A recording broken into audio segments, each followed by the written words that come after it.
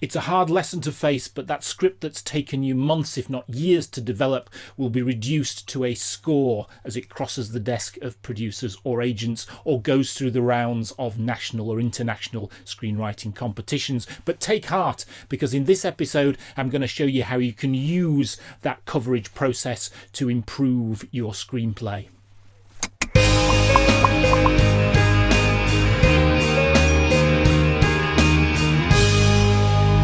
At this point, if you've not seen the previous episodes where we talk about how you get and where you get script feedback and how you go about finding the right people to work with, then please check out those other episodes. There's a link somewhere around here.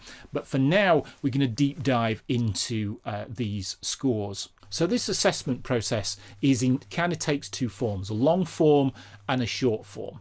So the short form is quite simple. You read a script, you don't have to read that much. Believe me, you can probably tell from the first 3 inches of reading the top of a screenplay whether or not that's going to go in the bin pile, in the pass pile.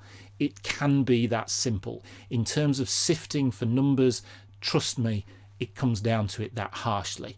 The next one is a little bit more involved and is pass, consider, or recommend.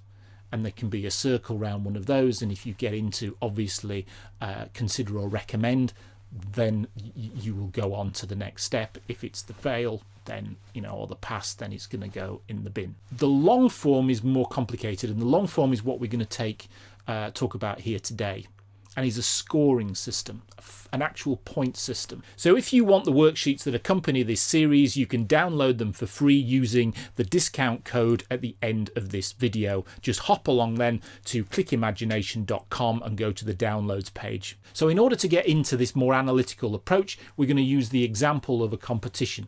Now, screenwriting competitions will have entrant numbers that are kind of they vary locally, nationally, internationally, but you're talking about 1,000 up to 50, 60,000 entrants at any one time. So there is an enormous sifting process to be done. In order to be a finalist in one of those top 5s, that's a finalist, you have to be in 0.3% of all of those scripts entered.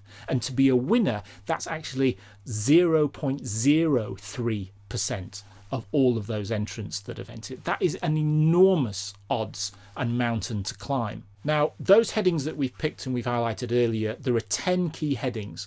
And if we give each one of those headings a score of 1 to 10, then cumulatively you get a score for the whole screenplay of 100 points, or up to 100 points. So let's take those scores and categorize them into something that we can understand. So let's take it as poor, weak, potential, good, strong, and outstanding. This is slightly simplistic because in reality, screenplays and scoring of screenplays will be bunched. So what I'm saying is that a 0 is not necessarily a failure and 100 points is not necessarily the winner, because there will be lots of screenplays at 60 and at 70 or whatever. But the main thing to take away from this is that it's a numbers game. We are dealing with numbers. And the other point is there are weightings as well. So in some competitions, they apply weightings to some scoring categories that are not applied to others. But for now, it's about the scores on the doors. So we can make the assumption that competitions are by their nature all about the numbers, and in order to get from one round to another, they need a way to score those screenplays. Okay, so if you take the attrition rate that we can see here, in order to get into a quarter final, your screenplay needs to have a score of at least 40. So out of 100, it has to be 40. And that means that on an average, each one of those headings has to have a score of around about 4 as the average. So one could be a 3, one could be a 5, but the average score has to be a 4 in order for the script to get 40 and progress to the next round. For example, if your dialogue is a 2, if your tone is a 2, then you are very unlikely to get, unless you have 9s or 10s in other areas, you're very unlikely at that point to get your screenplay through the door to a competition. Now, bear in mind, we're only talking competitions at this point. We're not talking production. So using this as a tool, we want to see progress in those drafts.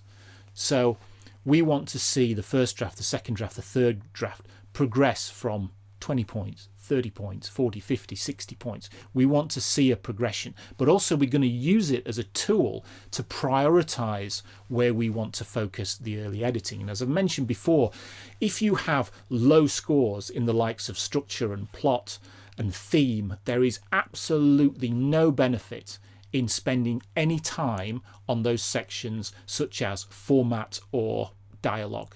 It's a waste of time. You've got some big ticket things to fix first, and you can see them in these scores. So in this second draft example, you can see that both structure and theme are low 5s, but the presentation is a solid 7, and wow, dialogue is 9. So to me, this indicates that there's been a lot of polishing, so we need to go back to outline and treatment and work on the structure. In this next one, we can see that by really working to improve those 2 weak areas, we've elevated the scores from good to strong and actually made this script a finalist contender. Just before we say job done, however, let's do a polishing draft and work on presentation and writing style and see if we can tease out a few more points.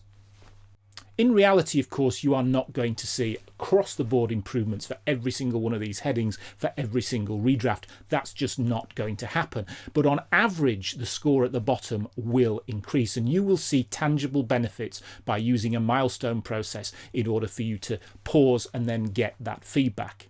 Okay, I can feel the vibes from some people. I don't even know if you made it this far in the video. You probably pressed pause and thrown it out. There is definitely some that's going to say, this is about numbers, it's not about creativity and passion and all that side. And that is absolutely correct. So there is no two ways about that. You are correct. This is a numbers game. But the thing I would stress is that you have two sides to a brain, your business side and your creative side. And writers have to understand both. And this is on the business side.